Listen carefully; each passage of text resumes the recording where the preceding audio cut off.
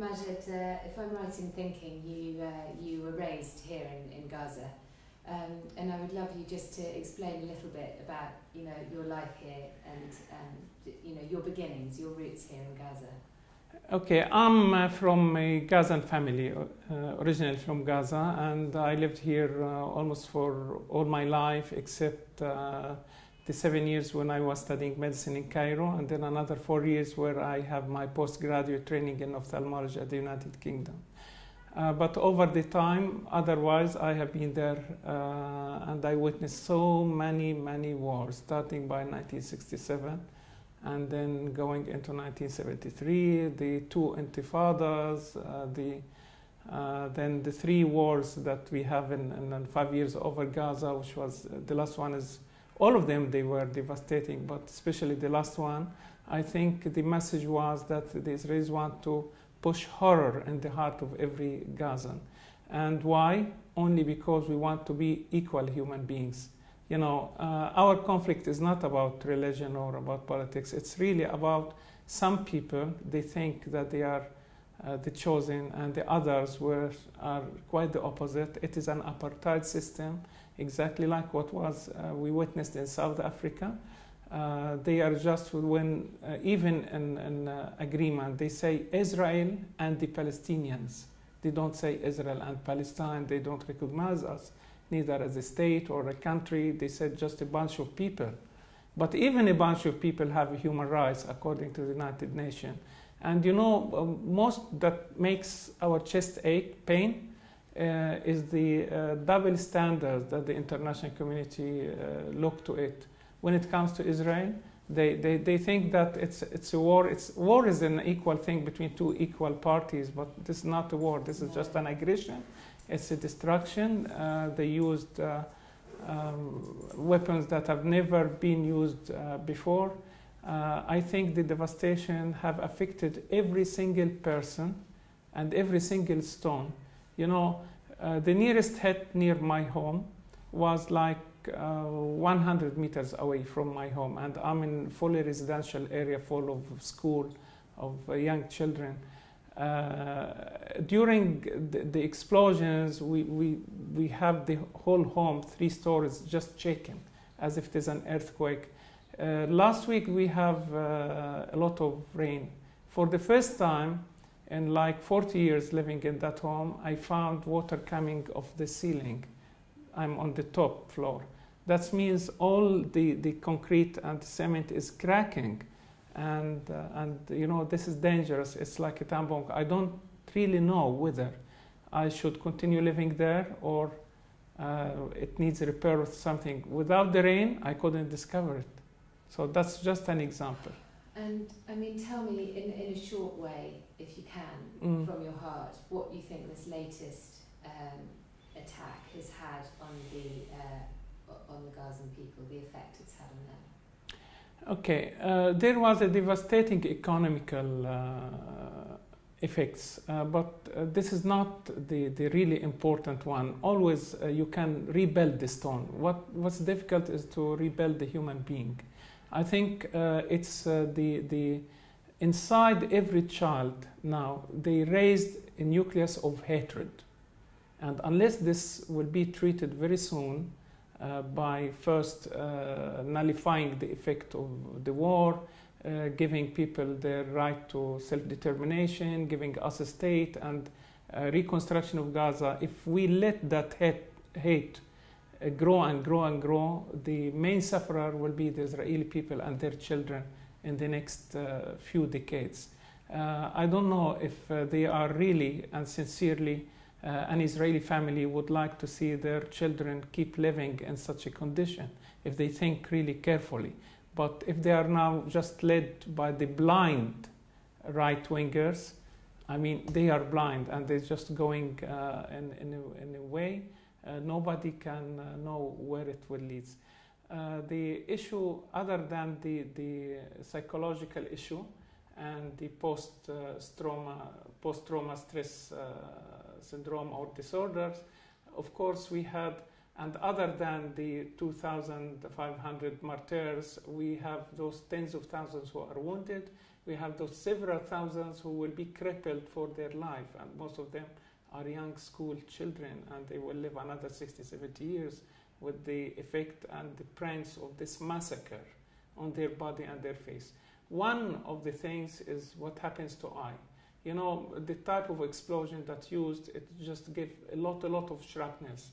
And for the eye, it's just enough, a very small shrapnel, just like a sand grain to go, penetrate the eye, and then you lost it forever. And many of them lost their vision in both eyes at the same time, and that's a real pity. I think we are in need of a lot of rehabilitation of these young patients. Wounds are easy to heal on the body, but the function, if it is affecting the vision, for example, or the psychological effect, are very much difficult.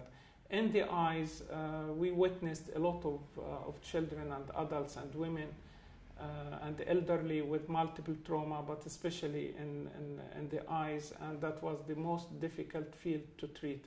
The eye is very small but very complicated, and very small injury can cause a lot of damage and a lot of destruction.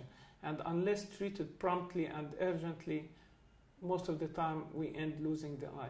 I believe here where the international community rule comes and try to help. And I thank God that we have here our facilities. We have ophthalmologists who are capable of dealing with most of the cases, not all of them, but most of them. And we have the equipment. It's not the top that we need, but at least the very basic things. What we need is really to push forward and help those eye care providers to pursue their job and to try to ameliorate the suffering and the pains of those patients, try to restore some of vision. In this instance, I would like to mention that the St. John Eye Hospital Group, which is a UK based, but it has been here in Palestine for since the 19th century, or even before, but I'm talking about the new one. We have a very busy clinic in Gaza. It's crowded and it's doing a job which is at least 10 times the estimated capacity that when it was designed. I think now they are dealing with much higher load than it would be. Fortunately enough, we have been given a piece of land in a very prime position in Gaza City, very near to the major universities where you have most of those in need, and it's quite accessible by the road from the north, the city, and the south of Gaza Strip. It was donated by the Palestinian National Authority, and we have a generous donation, and now we started the first steps in building the hospital. It will be a hospital, not just a clinic.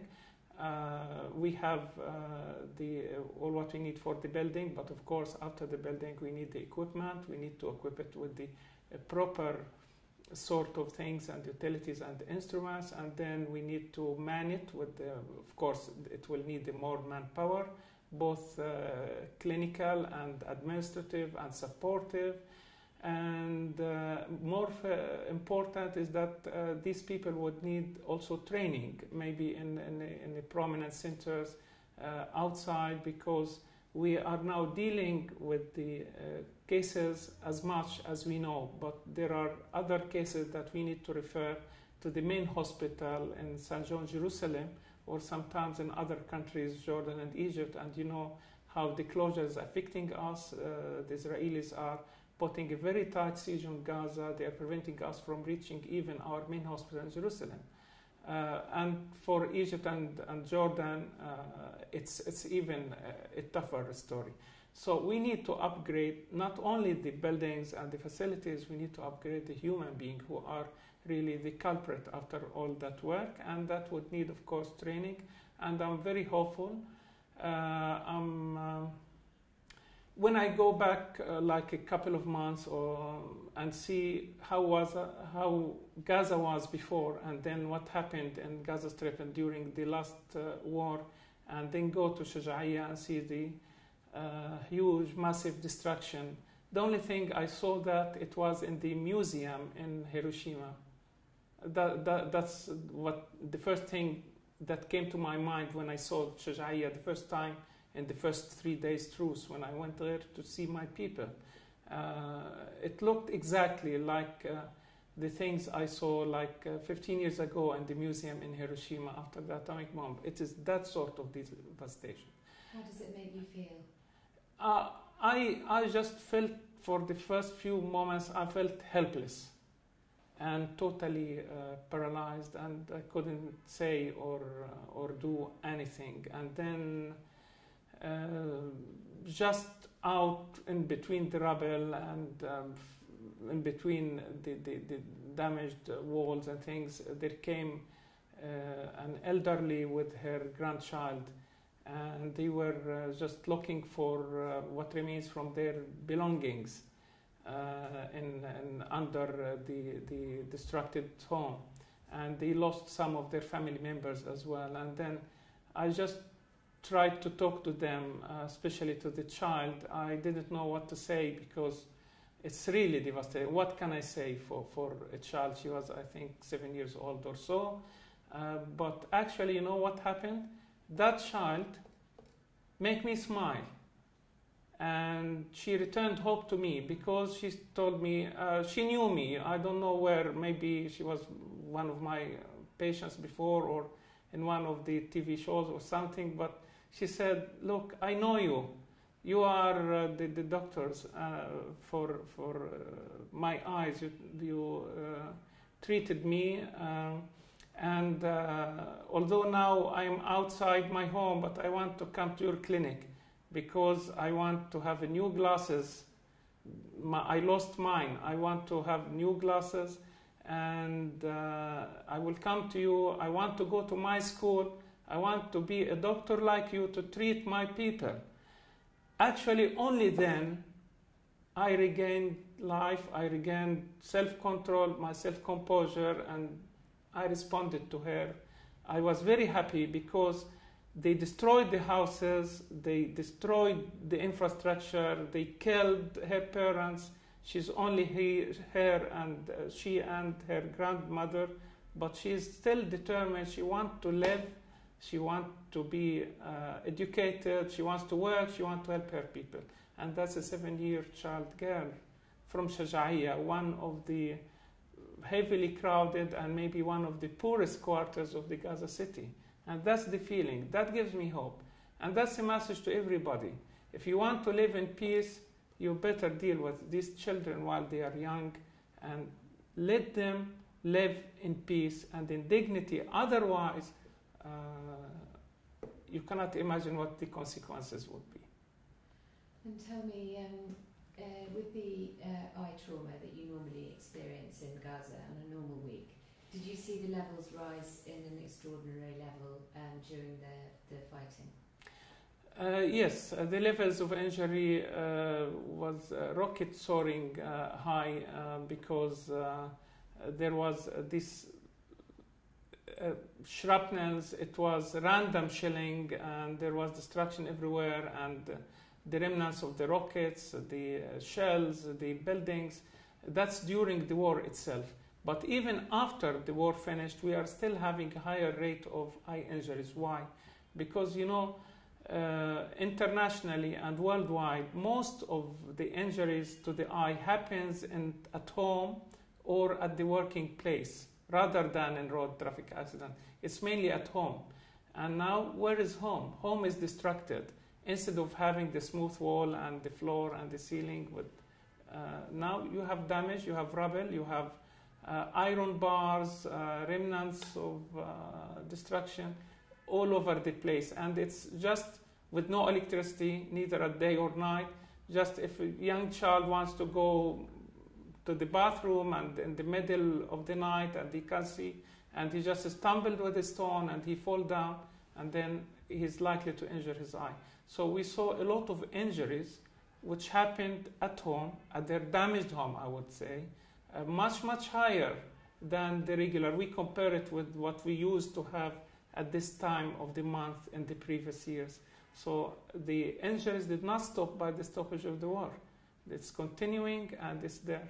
And also there was an incident when children were playing and then one unexploded missile just exploded. I don't know what happened there, but one was killed and several were injured, and some of them had the injuries in their eye. So these atrocities are continuing to have effect even after the official ceasefire and stoppage of the war.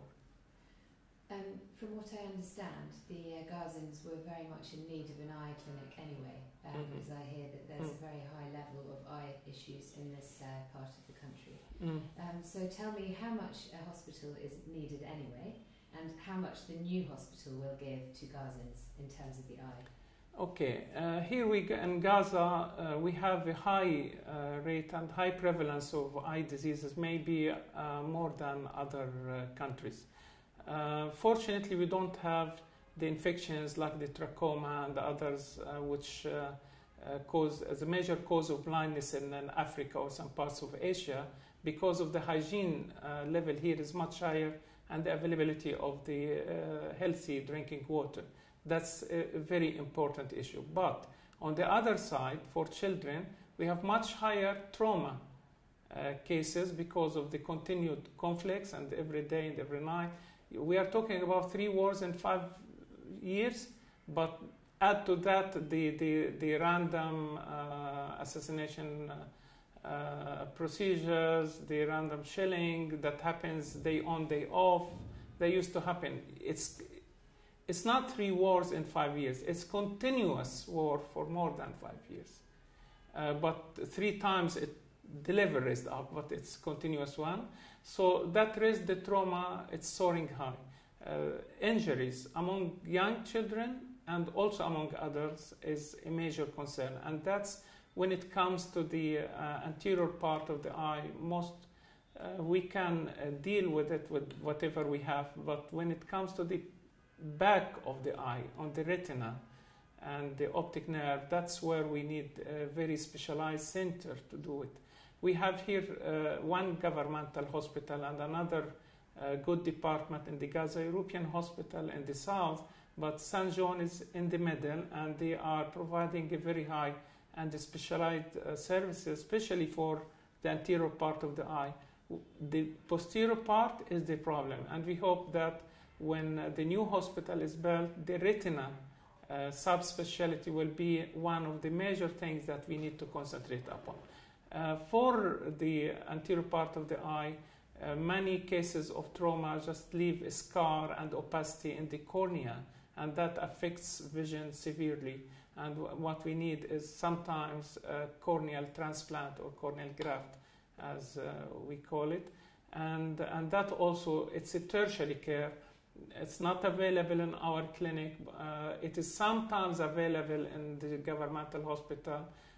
But I believe that when we have our new hospital, that will be another major part of interest, and that will give relief to a lot of people. Not only those of trauma, but also because of we have something we call keratoconus, where the eye, instead of being like a sphere, it have to start to be like a cone with a tip, and we need to change that because it affects young people in their active period in between 18 and 45. That's the maximum incidence, and they are in the middle of either their university or in the very early years of their career, and unless that's corrected, they will be disabled for years.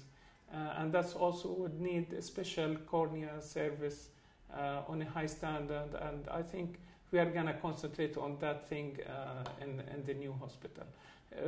Provided to that, being Middle Eastern and the food here, we have one of the highest prevalences of diabetes mellitus. It's over 25% are affected or could be affected by diabetes, and that the first organ that is hit by diabetes is the eye, is the retina. So we need to do screening for them. We need to do proper laser when we discover them. We need to do a retinal surgery if it was worse. But what is important, we need to detect this patient by screening before they have visual disability. Because once they have it, it's difficult to revert it back. So I think one of the community duties of the new hospital will be to give outreach. We have to go to the patients where they are, because they don't know that they are patients. They are just people, middle-aged, diabetics for a few years. They never have any eye problems. But with the proper examination, we think, look, you're going to have this problem perhaps in 1 year to 5 years. So you better control your diabetes. You better come and be under our surveillance. We give you preventive treatment. And then instead of treating a blind person, we are going to keep you working. And of course, that have its own financial, economical, and social, and also on his self-esteem as a human being. I think this one would be one of the major tasks that our new hospital will be concentrating upon and would push forward in this very crowded area of the world. Yeah, and your hospital, your clinic at the moment is extremely crowded, and your staff are having to work under sort of quite confined conditions, aren't they? Yes, we have one specialized doctor who is really putting a lot of time in treating diabetics and doing lasers for them. But that's on the treating side, which on the best can stop the problem. What lost is lost. We're trying to keep what's left. But I think we are confined in place, we're confined in resources and in equipment, and also in personnel. We need more manpower, because if you talk about 25% of the population, then we are talking roughly about 500,000 people. And that's a huge number for 2 persons to deal with. We need to do like a specially trained crew team, that they go to the collections where these diabetics are, screen them, and bring those in need to the new hospital, where they will be documented, they will be reviewed on regular basis, and for the first indication that the disease is starting to hit, we need to do proper management, especially that laser was the only hope in all days. Now we have a lot of new treatment modalities in our arsenal.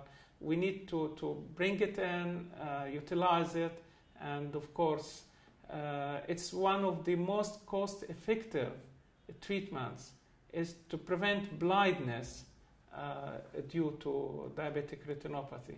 You know, if you lose one eye, that's 25% permanent disability, and if you lose both, that's 100%. You can imagine the impact on the national economy of such a thing. If you can go and do a treatment, however expensive the equipment or the medication or the personnel would take, it will be much, much less than losing 25 or more of permanent damage and disability. Yeah, I can see that. I mean, it's prevention is always better than cure, we say. Just recently been going around the city with Ali, and whilst it's an extremely shocking sight, all the damage, I have seen young people doing extraordinary things, taking out bent bits of wire, straightening them to be able to use them again. And it struck me that both the Gazans in their own selves and also you at the eye hospital, building this new hospital yourselves, it's a real sign of resilience and survival that perhaps you are better at than anyone else on the planet. If you could maybe explain a little bit in your own words to me as an outsider where you think that comes from, this resilience, and the hospital, is it the sign of hope that you hope for? Yes, as I just said earlier, we as Palestinian people, we are very resilient. Maybe it runs in our blue genes, in the blood. We inherited from our parents and grandparents, but this is the way we do it. We never have despair as something that we can acknowledge. We always say there is a hope, and we say always at the end of the tunnel there is always light, although tunnels now, especially in Gaza, are not the best thing, but always, and we say that after every night there is a sun that will shine. And I think that's what keeps the Palestinian people going, and out of the rubble you can see these children, the elderly, are trying to get whatever can be utilized. Now, it's a global problem, is reuse, okay, recirculation.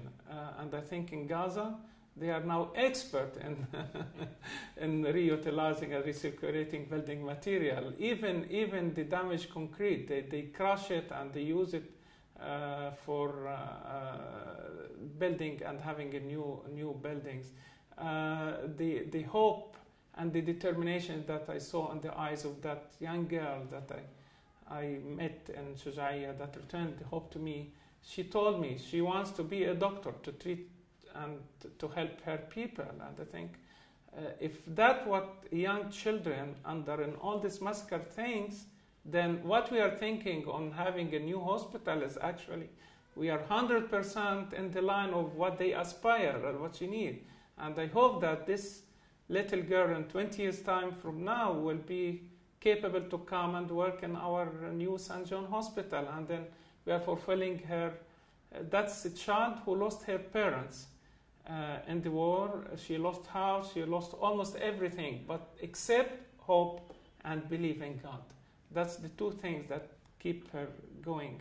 And I think with the new hospital, it's for us, it's the hope, it's the light that we are looking forward to it, and it will fulfill the aspiration of our younger generation. It will heal the injuries of the other people and will help our elderly, because we know that among the world, the most prominent cause of avoidable blindness is cataract. And we are transforming in Gaza from an underdeveloped to developed. So that means the age is increasing and cataract is becoming more and more important. And this is one of the things that St. John is excelling in. They are in our very busy clinic. They are doing hundreds of cataract surgeries, if not thousands, each year. And I think in the hospital there will be an ample opportunity to increase that number, and even in a better way and in a better service. And so we are covering from the very young till the very old, so all spectrum. This hospital is our hope, to have a better service, to fulfill our obligation to our people, and to ameliorate their suffering. That's great. You can keep talking. I'm just going to do some cutaway shots of your hand and things, so because you're doing this, we can have a change from the face. Okay, what do you want me to talk about? I'll ask you another question. Okay. I'll just, this is great, thank you. I really feel that everything you're saying is coming from the heart.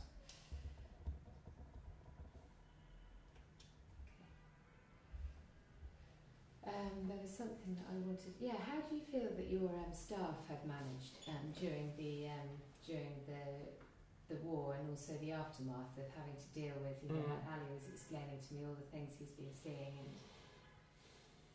Okay, during the war, in the first few days, our staff, like anybody else, were obliged to stay at home because shelling was random in the streets, even near the clinic, and many of them are living far away, maybe in Rafah, Khan Yunis, or in Jabalia, which is cannot really have good access to the hospital. But when for the few first day that was okay, all the citizens are in their own homes. But our doctors and some of our nurses, they went to neighboring health centers and tried to offer whatever they can offer because they cannot reach to our main clinic. When by the time passing by, we said, come on, we cannot just do that. Although there is a personal threat to every employee by coming and going into the road to the clinic, but okay, we have to face that. And actually, they started coming back to the clinic, and they opened the clinic, operated the clinic at the beginning for a few hours in the morning, and then that period increased gradually, so we reached a full activity even under the fierce days of the war and the shelling. because we thought that as medical personnel and as an organization that is supposed to help the people in the time of in the difficult times, not only in the regular times, we stand up to our obligations. We overcome the fear in the eyes of our families and who say, don't go out, you might be injured. Okay, we might be injured, we might even be killed, but however, it is our human duty and we have to go. Patients are there, they need us. Because in the other centers, they are almost covered in a way or another. So we went to the main clinic and we started doing business gradually as usual, as much as we can. It differs from day to day according to the security situation. But of course, you need to achieve a balance between the security of the staff and the patients as well who are coming to the hospital, to the clinic, and also keeping the provision of the service to those who are more needy, who can especially those who are near to our clinic and cannot go to the governmental eye hospital or other facilities to have this service. And I think in the design of the new hospital, we were talking with the Spearman management team, and there will be a special precaution taken that in case of a conflict or security threat, there will be a safe place for the patients and staff to be protected. I think this is one of the major lessons that we learned out of this last war is we always were hopeful that it's a hospital, nobody will come near it, but we have several incidences where hospitals were attacked directly and totally damaged in Gaza, several ones, not a single one. Yeah. And we lost a lot of our staff in not St. John, but health personnel and medical staff and ambulance crew. Many of them just were killed and became martyrs. Such a sobering thought that those who are helping others are also the ones who are, having such damage inflicted on them. I wondered one other thing. Were you building? Have you started building before anyone else? I've heard some really difficult reports about people needing to wait until the people have come and measured up their house to see how much cement they're allowed and all of these things. But it seems that the eye hospital, you're ahead of everybody in a way. Yeah, we started the building before the war actually, and then after the war, very early, once the hostilities stopped, we started building with whatever material we could have. The problem is that you don't have enough materials. There's a tight siege, 100% siege, nothing comes in. So we are obliged to use what is available, but we didn't stop, not a single day after the end. The contractor is working, maybe not in a pace as he should be, but at least with whatever equipment, whatever material that he gets, he puts it immediately. We said there is no stop, we're not going to look back, we are going to keep going forward. These are our people, they need us, and we have to be there to help them when they need us. Immediately. And does that make you feel very proud when you look at the hospital, the new building? What do you feel? Actually, yes. I'm very proud to see that in spite of all of the odds, we are still going. In Arabic, we have a proverb, and I think you have it also in English, that says, the dogs bark, but the caravan keeps going. And we have a lot of dogs barking, but we are going. And another thing is that whenever there is a well, there is a way. And I think both we and St. John and as a Palestinian became, after these years, very expert in finding the way.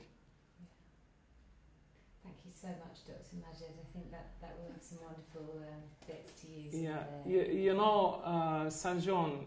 St. John for us is a pure Palestinian entity, okay?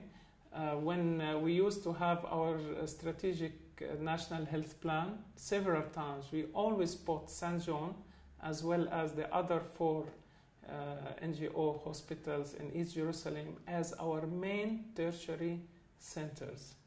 That means whether in the government sector or the non-government, St. John is put very high up in the ladder as the main provider of eye care and main player in the Vision 2020 Palestinian plan, which aims to prevent avoidable blindness by the year 2020.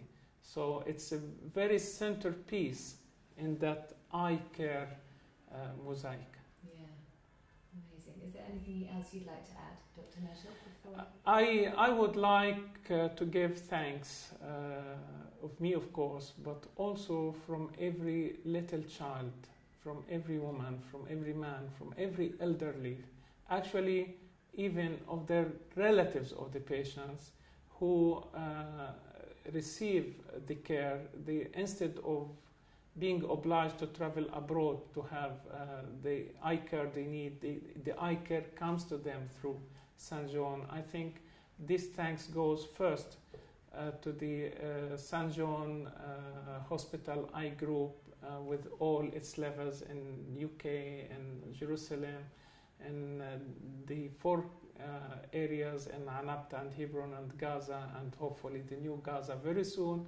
But also a special thanks, big thank you to everybody who donates even a penny to help us in this, because actually I can assure everybody is that first, every penny will go exactly where it needs to go, and second, this will be one of the most cost-effective remedies available in our area, and third, it is very well appreciated by everybody, and we actually look forward for all the international community and the Arab world, the Muslim world, and the UN and all the agencies to help us, not only in the eye care through St. John, but also in all other aspects of medicine. And I think what they need to do is just copy and paste St. John Hospital Eye Group.